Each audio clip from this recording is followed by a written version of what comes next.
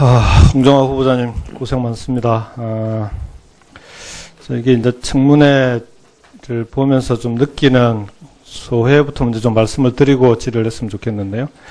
청문회 제도가 우리가 이제 장관을 잘할 사람인지 아닌지를 판단하는 그런 청문회인데, 지금 보면 이제 도덕성 검증도 중요하죠. 그리고 업무 능력이나 정책 검증도 이루어져야 되는데, 이게 도덕성 검증하고 업무 능력 정책 검증이 좀 분리될 필요가 있겠다, 이런 좀 느낌이 났습니다. 우리가 도덕군자를 장관으로 뽑자는 게 아니지 않습니까? 그렇다면 도덕성 검증 과정에서 실제 어떤 문제들이 있었고, 이게 업무 능력에 정말 문제가 있는지를 판단하는 기준 정도가 될 텐데, 그 부분은 가능하면은 뭐 경기도 의회에 사는 것처럼 비공개로 한번 하고, 그리고 도덕성에 여러 가지 좀 흠결이 있다더라도 업무 능력에 문제가 없다고 하면 공개적으로 정책 검증을 하는 그런 방식이 어떨까 싶긴 합니다. 근데 어쨌든 오늘 청문회에서 너무 좀 이렇게 그 창피주기나 망신주기, 뭐 인격적인 모욕주기 이런 청문회가 안 됐으면 좋겠다는 바람은 좀 있습니다. 표현이나 이런 부분에서 그런 바람을 말씀드리면서 좀 질문을 드리겠습니다.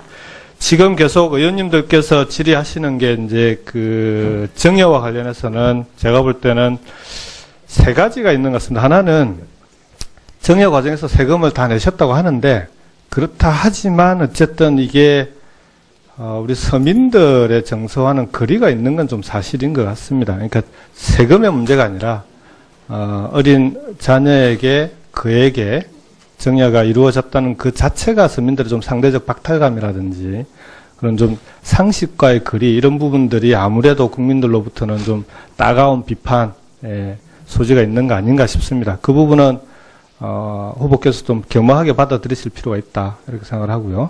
네, 그렇습니다. 네. 제 누구보다도 지금 가슴이 아픕니다. 제가 항상 그 주장을 했던 우리 중소기업, 소상공인 자영업자들이 저로 인해서 실망했을 것을 생각을 하면 네. 너무나 죄송하게 생각합니다. 알겠습니다. 근데 우리가 이제 따져봐야 될 건 사실관계입니다. 그러니까 정여 과정에서 정말로 이런 좀 비슷한 상황에서 일반적으로 상속이나 정여가 이루어질 때 그 세금 납부한 것과 비교했을 때 진짜 이게 적게 내기 위해서 꼼수를 부린 건지 하는 데 대해서는 그건 객관적인 팩트의 문제라고 생각이 드는데요.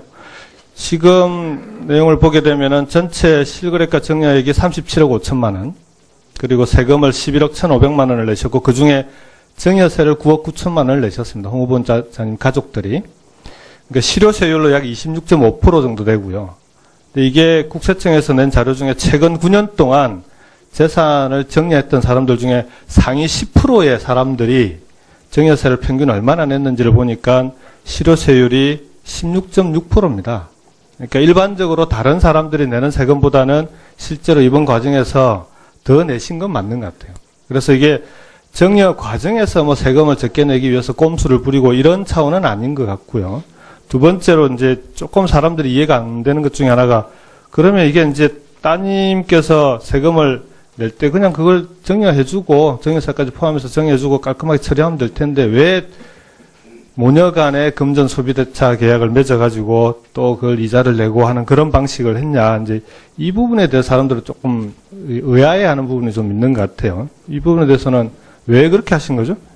네, 아까 말씀드렸는데요. 그 증여 방식에 대해서는 어머니께서 결정을 하신 거고요.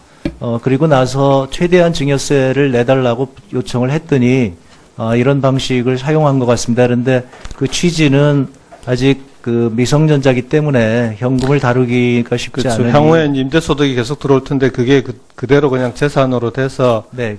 딸한테 가는 걸 그것보다는 이런 방식으로 해서 네. 차라리 이제 정여세를 그대로 계속 내게끔 하는 방식을 택했다, 이런 네, 취지이신 맞습니다. 거죠? 실제로 지금 이게 매년 회계 처리를 해야 되는 상황이기 때문에. 그리고 이게 이제 매년 연말에 정산을 하죠. 임대소득이라고 하는 게 네, 계속 매년, 네. 사업자들 간에 정산을 하는데, 그걸 이제 그런 방식으로 정여세는 일찍 내야 되니까 빌려서 내고 그다음 연말에 이제 정산하면서 한 번씩 갚겠다, 이런 취지인 거죠.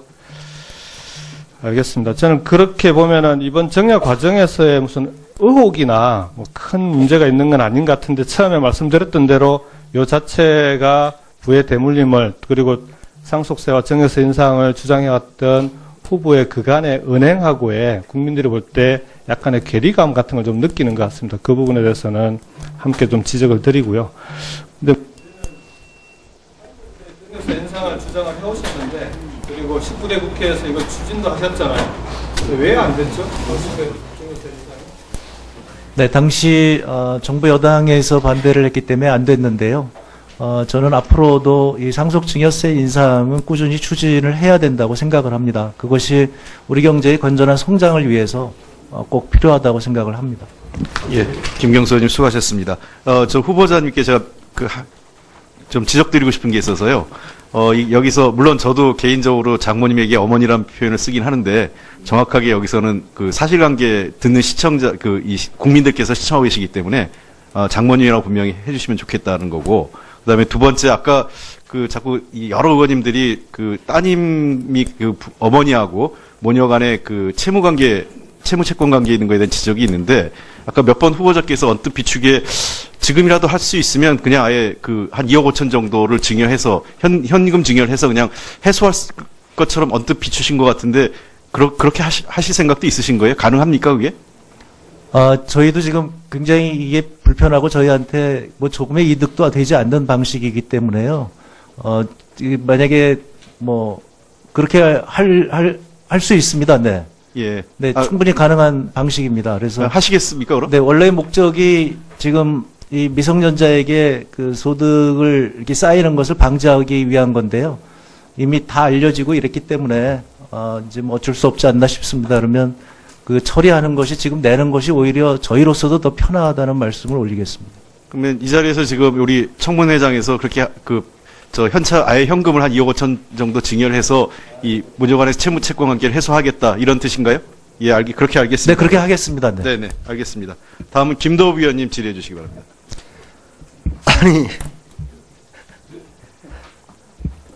홍익표 간사님 지금 뭐 하시는 겁니까? 뭐 탈세를 인정하시는 겁니까? 그럼? 예? 아닙니다. 탈세한 적은 없습니다. 없는지 있는지는 제가 이제 지금 이야기해 볼게요. 네. 명문대 안 나오면 뭐 소양이 없는 걸로 그렇게 보면 됩니까? 제가 좀 말씀을 드릴까요? 네, 저는 후보자님. 명문대 독식 구조를 개혁하자고 주장을 했습니다. 네. 이런 인식은요 없어지지 않습니다. 후보자님 혹시 냉장고에 있는 김치통 한번 씻어봤어요? 안 씻어봤습니까? 김치를 담궈놨던 통요 아무리 설거지를 해도 김치 냄새 안 빠집니다. 이런 인식을 갖고 계신 분들, 저 이 비유하는 거요 TV 보고 들었어요. 얼마 전에 종편에서 이런 이야기 하더라고요. 후보자님 이런 인식 여기서 아무리 해명을 하고 변명을 하셔도 학벌주의에 대한 거는 저는 안 바뀐다고 봅니다. 그건 사실과 다릅니다. 자, 처형이 자녀가 있습니까?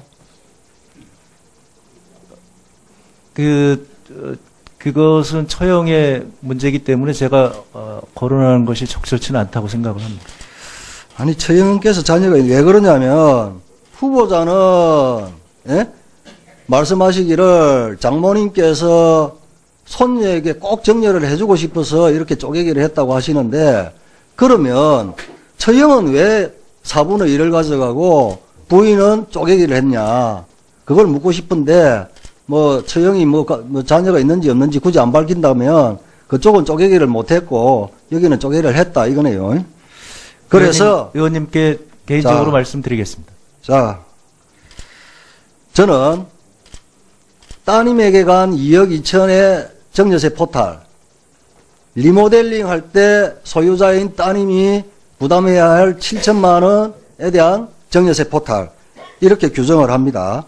자, 청와대와 여당 측에서는 이렇게 이야기하죠. 청와대에서는 증여 방식은 합법적이고 상식적이고 도덕적으로 나쁜 사람처럼 보는 것은 이해가 안 된다. 또 우리 여당의 의원님들도 이래 이야기해요. 제도 내에서 합리적 절세 방식이다. 국세청도 권하고 있다. 또 증여 차용 과정에 대한 냉정한 검토 없이 탈세 탈법을 저지른 것처럼 사실을 왜곡하고 도덕성에 문제가 있는 것처럼 매도하는 것은 국민의 판단을 흐리게 한다. 자, 자료 한번 보시죠. 자, 이게 지금 국세청에서도 장려한다고 돼 있는데요. 이게 국세청에서 제작한 2017 세금 전략 가이드입니다. 예? 여기에 이제 이 후보자하고 똑같은 케이스가 이제 돼 있죠.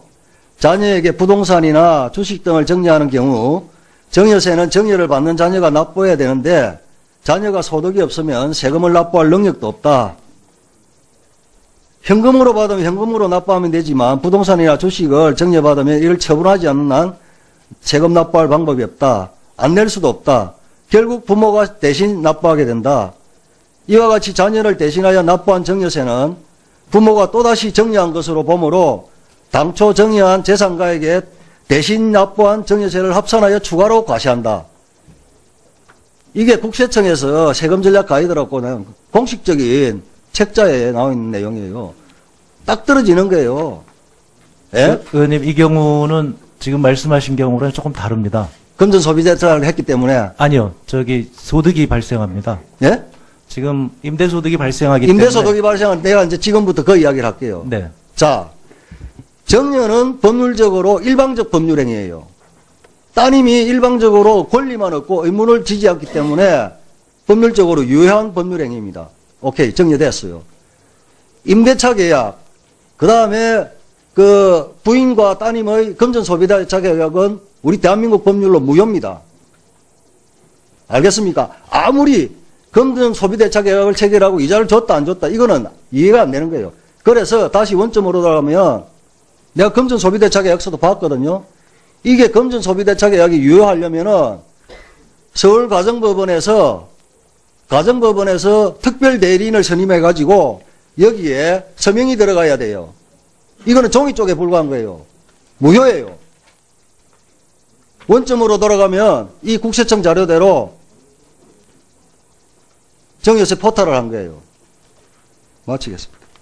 제가 답변을 드려도 좀 되겠습니까? 네, 네. 답변했어요. 네. 네, 존경하는 김도읍 의원님께서 전문가시기 때문에 저보다는 더 잘 아실 거라고 생각을 합니다. 다만 제가 얘기를 듣기로는 이게 증여세를 대신 납부해 주는 것이기 때문에 미성년자에게 손해가 되는 계약이 아니므로 이게 계약상으로 가능하다는 말씀을 들었는데요. 의원님께서 더 전문가시니까 제가 다시 한번 확인을 해보도록 하겠습니다. 문제가 있으면 뭐 언제든지 저는 뭐 증여세 지금 말씀하신 대로 들랬다고 한다면 낼 용의가 있습니다. 다시 말씀드립니다만 저희가 부탁을 드렸습니다. 제가 현직에 있고 그렇기 때문에 조금의 문제도 없게 해달라고 얘기를 하는 이런 고육지책으로 했다고 하는 말씀을 다시 한번 올리겠습니다. 제가 인사청문회를 많이 하는데요. 보통의 후보자들은 이런 문제가 후보자 내정되고 이런 문제가 불거지면 세금을 내더라고요. 그런데 후보자는 끝까지 버티는 그것도 문제예요. 네, 김도읍 의원님. 시청자, 국민들께서 시청하고 계시기 때문에, 장모님이라고 분명히 해주시면 좋겠다는 거고, 그 다음에 두 번째, 아까 자꾸 여러 의원님들이 따님이 어머니하고 모녀 간의 채무채권 관계에 있는 거에 대한 지적이 있는데, 아까 몇 번 후보자께서 언뜻 비추기에 지금이라도 할 수 있으면 그냥 아예 한 2억 5천 정도를 증여해서, 현금 증여를 해서 그냥 해소할 것처럼 언뜻 비추신 것 같은데, 그렇게 하실 생각도 있으신 거예요? 가능합니까, 그게? 저희도 지금 굉장히 이게 불편하고 저희한테 뭐 조금의 이득도 되지 않는 방식이기 때문에요.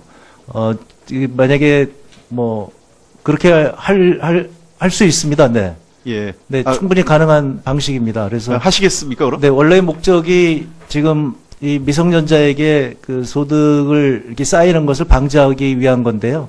이미 다 알려지고 이랬기 때문에, 이제 뭐 어쩔 수 없지 않나 싶습니다. 그러면 처리하는 것이 지금 내는 것이 오히려 저희로서도 더 편하다는 말씀을 올리겠습니다.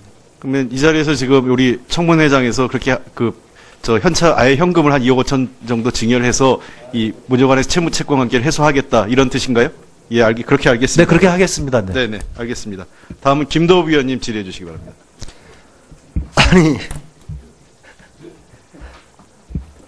홍익표 간사님, 지금 뭐. 홍정화 후보자님 고생 많습니다. 이게 이제 청문회를 보면서 좀 느끼는 소회부터 먼저 좀 말씀을 드리고 질의를 했으면 좋겠는데요. 청문회 제도가 우리가 이제 장관을 잘할 사람인지 아닌지를 판단하는 그런 청문회인데, 지금 보면 이제 도덕성 검증도 중요하죠. 그리고 업무 능력이나 정책 검증도 이루어져야 되는데 이게 도덕성 검증하고 업무 능력, 정책 검증이 좀 분리될 필요가 있겠다 이런 좀 느낌이 났습니다. 우리가 도덕군자를 장관으로 뽑자는 게 아니지 않습니까? 그렇다면 도덕성 검증 과정에서 실제 어떤 문제들이 있었고 이게 업무 능력에 정말 문제가 있는지를 판단하는 기준 정도가 될 텐데 그 부분은 가능하면은 뭐 경기도에 사는 것처럼 비공개로 한번 하고 그리고 도덕성에 여러 가지 좀 한결이 있다더라도 업무 능력에 문제가 없다고 하면 공개적으로 정책 검증을 하는 그런 방식이 어떨까 싶긴 합니다. 근데 어쨌든 오늘 청문회에서 너무 좀 이렇게 그 창피주기나 망신주기, 뭐 인격적인 모욕주기 이런 청문회가 안 됐으면 좋겠다는 바람은 좀 있습니다. 표현이나 이런 부분에서 그런 바람을 말씀드리면서 좀 질문을 드리겠습니다. 지금 계속 의원님들께서 질의하시는 게 이제 그 정여와 관련해서는 제가 볼 때는 세 가지가 있는 것 같습니다. 하나는 정여 과정을 택했다 이런 취지이신 맞습니다. 거죠. 그래서 실제로 지금 이게 매년 회계 처리를 해야 되는 상황이기 때문에 그리고 이게 이제 매년 연말에 정산을 하죠. 임대소득이라고 하는 게 네, 계속 매년 네. 사업자들 간에 정산을 하는데 그걸 이제 그런 방식으로 정여세는 일찍 내야 되니까 빌려서 내고 그다음 연말에 이제 정산하면서 한 번씩 갚겠다 이런 취지인 거죠. 알겠습니다. 저는 그렇게 보면은 이번 정여 과정에서의 무슨 의혹이나 뭐 큰 문제가 있는 건 아닌 것 같은데 처음에 말씀드렸던 대로 요 자체가 부의 대물림을 그리고 상속세와 정여세 인상을 주장해왔던 후보의 그간의 은행하고의 국민들이 볼 때 약간의 괴리감 같은 걸 좀 느끼는 것 같습니다. 그 부분에 대해서는 함께 좀 지적을 드리고요. 근데 정여세 인상을 주장을 해오셨는데 그리고 19대 국회에서 이걸 추진도 하셨잖아요. 왜 안 됐죠? 네, 당시 정부 여당에서 반대를 했기 때문에 안 됐는데요. 저는 앞으로도 이 상속증여세 인상은 꾸준히 추진을 해야 된다고 생각을 합니다. 그것이 우리 경제의 건전한 성장을 위해서 꼭 필요하다고 생각을 합니다. 예, 김경수 의원님 수고하셨습니다. 저 후보자님께 제가 좀 지적드리고 싶은 게 있어서요. 여기서 물론 저도 개인적으로 장모님에게 어머니란 표현을 쓰긴 하는데 정확하게 여기서는 그 사실관계 듣는 그래서 세금을 다 내셨다고 하는데 그렇다 하지만 어쨌든 이게 우리 서민들의 정서와는 거리가 있는 건 좀 사실인 것 같습니다. 그러니까 세금의 문제가 아니라 어린 자녀에게 그에게 정여가 이루어졌다는 그 자체가 서민들의 좀 상대적 박탈감이라든지 그런 좀 상식과의 거리 이런 부분들이 아무래도 국민들로부터는 좀 따가운 비판의 소지가 있는 거 아닌가 싶습니다. 그 부분은 후보께서 좀 겸허하게 받아들이실 필요가 있다 이렇게 생각을 하고요. 네, 그렇습니다. 네. 제 누구보다도 지금 가슴이 아픕니다. 제가 항상 그 주장을 했던 우리 중소기업 소상공인 자영업자들이 저로 인해서 실망했을 것을 생각을 하면 네. 너무나 죄송하게 생각합니다. 알겠습니다. 근데 우리가 이제 따져봐야 될 건 사실관계입니다. 그러니까 정여 과정에서 정말로 이런 좀 비슷한 상황에서 일반적으로 상속이나 정여가 이루어질 때 그 세금 납부한 것과 비교했을 때 진짜 이게 적게 내기 위해서 꼼수를 부린 건지 하는 데 대해서는 그건 객관적인 팩트의 문제라고 생각이 드는데요. 지금 내용을 보게 되면은 전체 실거래가 정여액이 37억 5천만 원, 그리고 세금을 11억 1,500만 원을 내셨고 그 중에 정여세를 9억 9천만 원을 내셨습니다. 홍 후보자님 가족들이. 그러니까 실효세율로 약 26.5% 정도 되고요. 근데 이게 국세청에서 낸 자료 중에 최근 9년 동안 재산을 정여했던 사람들 중에 상위 10%의 사람들이 정여세를 평균 얼마나 냈는지를 보니까 실효세율이 16.6%입니다. 그러니까 일반적으로 다른 사람들이 내는 세금보다는 실제로 이번 과정에서 더 내신 건 맞는 것 같아요. 그래서 이게 정여 과정에서 뭐 세금을 적게 내기 위해서 꼼수를 부리고 이런 차원은 아닌 것 같고요.